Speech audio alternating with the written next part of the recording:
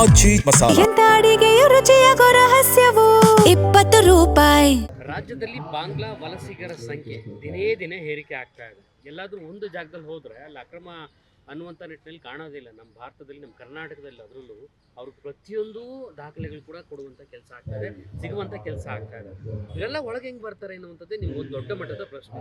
ಇವತ್ತು ಅದೇ ವಿಚಾರವಾಗಿ ಹೋರಾಟ ಮಾಡ್ತಾ ಇದ್ರೆ ಏನಾಗ್ತಿದೆ ಅಂತೇಳಿ ನಾವು ನಮ್ಮ ರಾಷ್ಟ್ರ ರಕ್ಷಣಾ ಪಡೆಯ ನೇತೃತ್ವದಲ್ಲಿ ನಮ್ಮ ರಾಜ್ಯಾಧ್ಯಕ್ಷರಾದಂಥ ಸಂಸ್ಥಾಪಕರಾದಂಥ ಪುನೀತ್ ಕಿರಳಿಯವರ ನೇತೃತ್ವದಲ್ಲಿ ಏನು ನಾವೆಲ್ಲ ಸ್ವಯಂ ಸೇವಕರು, ಕಾರ್ಯಕರ್ತರು, ಜಿಲ್ಲಾಧ್ಯಕ್ಷರು ಎಲ್ಲರೂ ಸೇರಿ ಬೆಂಗಳೂರಿನ ಮೂಲೆ ಮೂಲೆಯಲ್ಲಿ ಅಕ್ರಮ ವಲಸಿಗರನ್ನು ಹುಡುಕಿ ಹೊರ ಹಾಕುವಂಥ ಒಂದು ಕೆಲಸವನ್ನು ಮಾಡ್ತಾ ಇದ್ದೇವೆ. ಈಗಲೂ ಮಾಡ್ತಾ ಇದ್ದೀವಿ ಕೂಡ. ಇದು ಶಾಶ್ವತವಾಗಿ ತೊಲಗಬೇಕು. ಇವರು ನಾವು ಕಾರ್ಯಾಚರಣೆಯನ್ನು ಮಾಡ್ತೇವೆ.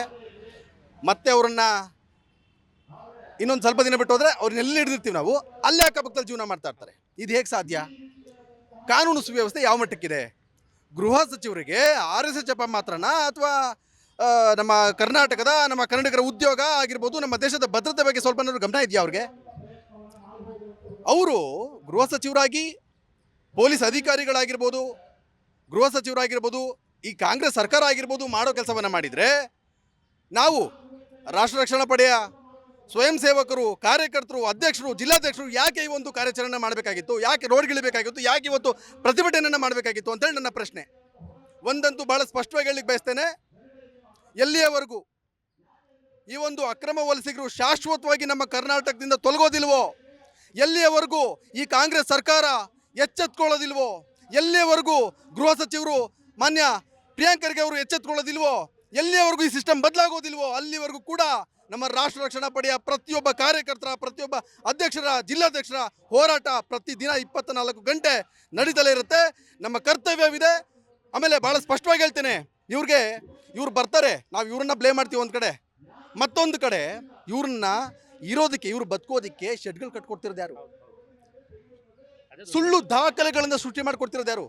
ಎಂಜಿನ ಕಾಸ್ಗೋಸ್ಕರ ನಮ್ಮವರೇ, ನಮ್ಮ ಅಕ್ಕಪಕ್ಕದಲ್ಲಿ ಇರುವಂಥವ್ರೆ ಕಡಿಮೆ ಸಂಬಳಕ್ಕೆ ಬರ್ತಾರೆ ಅನ್ನೋ ಕಾರಣಕ್ಕೋಸ್ಕರ ಇಂಥವ್ರಿಗೆ ಜಾಗ ಮಾಡಿಕೊಡ್ತಿದ್ರೆ, ನಮ್ಮ ಹಿಂದೂಗಳನ್ನು ಬಾಂಗ್ಲಾದೇಶದಲ್ಲಿ ಯಾವ ರೀತಿ ಹುಡುಕಿ ಅವ್ರನ್ನ ಚಿತ್ರಹಿಂಸೆ ಕೊಟ್ಟು ಸಾಯಿಸಿದ್ದಾರೆ ತಮಗೆಲ್ಲ ಗೊತ್ತಿದೆ, ಗಮನಕ್ಕೆ.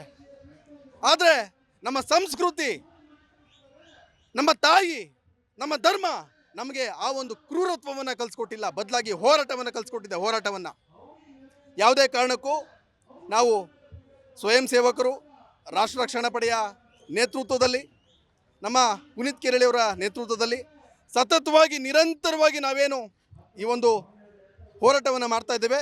ಬಹಳ ವಿಶೇಷವಾಗಿ ನಮ್ಮ ಬೆಂಗಳೂರು ಜಿಲ್ಲಾ ಅಧ್ಯಕ್ಷರಾದಂಥ ಡಾಕ್ಟರ್ ನಾಗೇಂದ್ರಪ್ಪ ಅವರ ನೇತೃತ್ವದಲ್ಲಿ ಬಹಳ ಮುಖ್ಯವಾಗಿ, ಏಕೆಂದರೆ ಅವರು ಬಹಳ ನಮಗಿಂತ ಹಿಂದೆಯಿಂದ ಅವರು ಸಾಕಷ್ಟು ಜನರನ್ನ ಹುಡುಕಿ ಹೊರಗುವಂಥ ಕೆಲಸ ಮಾಡಿದ್ರು. ಅವರು ನಾವು ಕೈ ಜೋಡಿಸಿದ್ದೇವೆ. ಹಾಗೆ ಎಲ್ಲರೂ ಕೂಡ, ಇದು ನಮ್ಮೊಬ್ಬರ ಕರ್ತವ್ಯ ಅಲ್ಲ, ಪ್ರತಿಯೊಬ್ಬರು ಕನ್ನಡಿಗರು, ಭಾರತೀಯರು ತಮ್ಮ ಸುರಕ್ಷತೆಗಾಗಿ, ನಮ್ಮ ನಾಡಿನ, ನಮ್ಮ ಕನ್ನಡಿಗರ ಉದ್ಯೋಗದ ಸುರಕ್ಷತೆಗಾಗಿ ನಾವೆಲ್ಲರೂ ಹೋರಾಟ ಮಾಡುವಂಥ ಸಂದರ್ಭ ಬಂದಿದೆ. ನಾವೇನು ಕಾನೂನು ಮುಖಾಂತರ ಪೊಲೀಸರಿಗೆ ಒಂದು ಮನವಿಯನ್ನು ಮಾಡಬೇಕು. ಹಾಗೆ ಮನವಿ ಮಾಡೋದ್ರಿಂದ ಯಾವುದೇ ಪ್ರಯೋಜನವಾಗೋದಿಲ್ಲ. ಆದರೆ ನಾವು ಒಂದು ನಮ್ಮ ಕನ್ನಡಿಗರ, ನಮ್ಮ ಹಿಂದೂಗಳ ತಾಕತ್ತಿನ ಜೊತೆಗೆ, ಗಟ್ಟಿ ಧ್ವನಿಯ ಜೊತೆಗೆ ನಾವು ಒಂದು ಪ್ರತಿಭಟನೆಯನ್ನು ಮಾಡಿ, ಬೃಹತ್ ಮಟ್ಟದ ಪ್ರತಿಭಟನೆಯನ್ನು ಮಾಡಿ ಸರ್ಕಾರಕ್ಕೆ ಒಂದು ಮನವಿಯಲ್ಲ, ಆಗ್ರಹವನ್ನು ಮಾಡ್ತಾ ಇದ್ದೇವೆ. ಇವತ್ತು ಇದು ನಿಲ್ಲಬೇಕು. ಇದು ಇಲ್ಲಿಗೆ ಈ ಕೂಡಲೇ ನಿಲ್ಲಬೇಕು. ಅಕ್ರಮ ವಲಸಿಗರು ಯಾರ್ಯಾರಿದ್ದಾರೆ, ಜೊತೆಗೆ ಅಕ್ರಮ ವಾಸಿಗಳು ಯಾರ್ಯಾರಿದ್ದಾರೆ ಕರ್ನಾಟಕದಲ್ಲಿ, ಪೊಲೀಸ್ ವೆರಿಫಿಕೇಷನ್ ಆಗಬೇಕು ಕಡ್ಡಾಯವಾಗಿ. ನೋಡ್ರಿ, ಕನ್ನಡಿಗರು ಒಂದು ಮನೆ ಬೇಕು ಅಂತಂದರೆ ಆಧಾರ್ ಕಾರ್ಡ್ ಇದೆಯಾ, ಪ್ಯಾನ್ ಕಾರ್ಡ್ ಇದೆಯಾ ಅಂತಾರೆ. ಇವ್ರುಗಳಿಗೆ ಹೇಗೆ ಕೊಡ್ತಾರೆ? ಲೀಸಿಗೆ ಮನೆಗಳನ್ನ ಕೊಡ್ತಾರೆ, ಬಾಡಿಗೆಗೆ ಮನೆಗಳನ್ನ ಕೊಡ್ತಾರೆ, ಕಾರ್ಗಳಿದೆ, ಆಟೋಗಳಿದೆ. ಹೇಗೆ ಸಾಧ್ಯ? ಇದು ಬದಲಾಗಬೇಕು. ನಮ್ಮ ಅಜೆಂಡವಿಷ್ಟೇ. ನಮ್ಮ ನಾಡು, ನಮ್ಮ ದೇಶ, ನಮ್ಮ ಕನ್ನಡಿಗರ ಉದ್ಯೋಗ ಸುರಕ್ಷಿತವಾಗಿರಬೇಕು. ಅಲ್ಲಿವರೆಗೂ ಕೂಡ ನಮ್ಮ ಹೋರಾಟ ನಿರಂತರವಾಗಿರುತ್ತದೆ. बोलो भारत माता के, बोलो भारत माता के, बोलो भारत माता के।